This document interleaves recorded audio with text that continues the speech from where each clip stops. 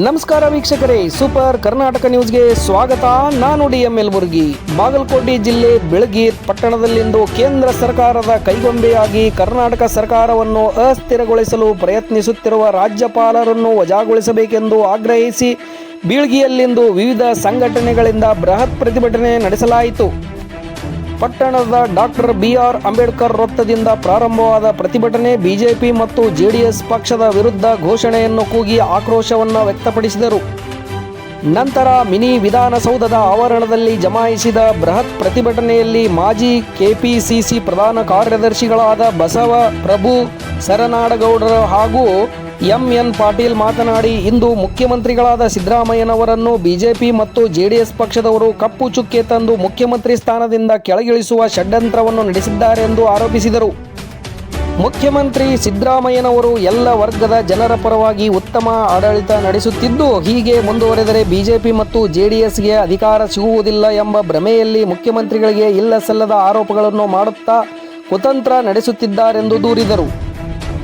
ಮುಖ್ಯಮಂತ್ರಿ ಸಿದ್ದರಾಮಯ್ಯನವರ ಪತ್ನಿಗೆ ಯಾರ ಅವಧಿಯಲ್ಲಿ ಯಾರು ಪ್ಲಾಟ್ ಕೊಟ್ಟಿದ್ದಾರೆ ಎಂಬುದನ್ನು ಮೊದಲು ಬಿಜೆಪಿ ಮತ್ತು JDSನವರು ಅರಿತುಕೊಳ್ಳಬೇಕೆಂದು ಟಕ್ಕರ್ ನೀಡಿದರು. ಬಿಜೆಪಿ ಪಕ್ಷದಲ್ಲಿ ಎಷ್ಟು ಮುಖಂಡರು ಜೈಲಿಗೆ ಹೋಗಿ ಬಂದಿದ್ದಾರೆ ಎಂಬುದನ್ನು ಬಿಜೆಪಿಯವರು ಮೊದಲು ಅರಿತುಕೊಳ್ಳಬೇಕೆಂದು ರಾಜ್ಯ ಬಿಜೆಪಿ ಅಧ್ಯಕ್ಷ ವಿಜೇಂದ್ರನಿಗೆ ತಿರುಗೇಟು ನೀಡಿದರು.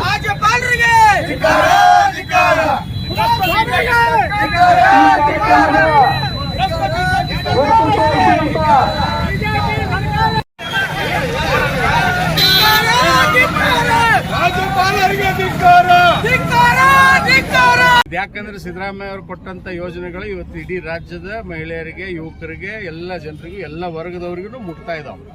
ಇದೇ ರೀತಿ ಮುಂದುವರಿತಪ್ಪ ಅಂತಂದ್ರೆ ಮುಂದೆ ನಮಗೆ ಉಳಿಗಾಲಿಲ್ಲ ಅನ್ನುವಂಥ ಒಂದು ವಿಷಯವನ್ನ JDSದವರಾಗಲಿ BJPಯವರಾಗಲಿ ಕುಡ್ಕೊಂಡು ಇದನ್ನು ಮಾಡ್ತಾ ಇದ್ದಾರೆ.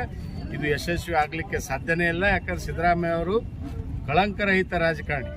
ಅವ್ರು ಎಂದೂ ಇಂಥ ಒಂದು ಭ್ರಷ್ಟಾಚಾರದಲ್ಲಿ ಆಗಲಿ ಎದುರಾಗೂ ಭಾಗಿಯಾಗೋದಲ್ಲ, ಹೇಳುವಂಥ ಪರಿಸ್ಥಿತಿನೂ ಬಂದಿಲ್ಲ. ಅದಕ್ಕೆ ನೀವು ಏನೇ ಮಾಡಿದರೂ ಅದು ಯಶಸ್ವಿ ಆಗೋದಿಲ್ಲ. ಮುಂದೆ ಇದು ನಮ್ಮ ಭಾಗದಾಗ ಒಂದು ಗಾದಿ ಮಾತೈತಿ, ಆಗಲೇ ಹೇಳಿದರು ನಮ್ಮ ಮಿತ್ರರೊಬ್ಬರು, ತಮ್ಮ ಗಂಗಾಳದಾಗ ಕತ್ತಿ ಬಿದ್ದೈತಿ, ಮಂದಿ ಗಂಗಾಳದಾಗಿಂದ ನೊಣ ಹುಡುಕಾಕ್ ಹೊಂಟಾರ.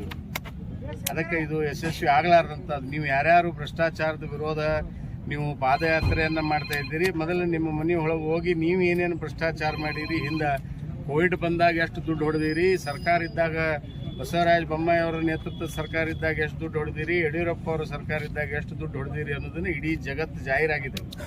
ಅದಕ್ಕೆ ಮಾನ್ಯ ಸಲಹೆ ಇವರು ಭ್ರಷ್ಟಾಚಾರಿಗಳದಾರಂತ ನಿಮ್ಮನ್ನು ಅಗದಿ ಕನಿಷ್ಠ ಮತ ಕೇಳಿಸಿ ನಮಗೆ 136 ಸನ್ಮಾನ್ಯ ಸಿದ್ದರಾಮಯ್ಯ ಅವರ ನೇತೃತ್ವದೊಳಗೆ ಗೆಲ್ಲಿಸಿಕೊಟ್ಟಂಥದ್ದು ಕರ್ನಾಟಕ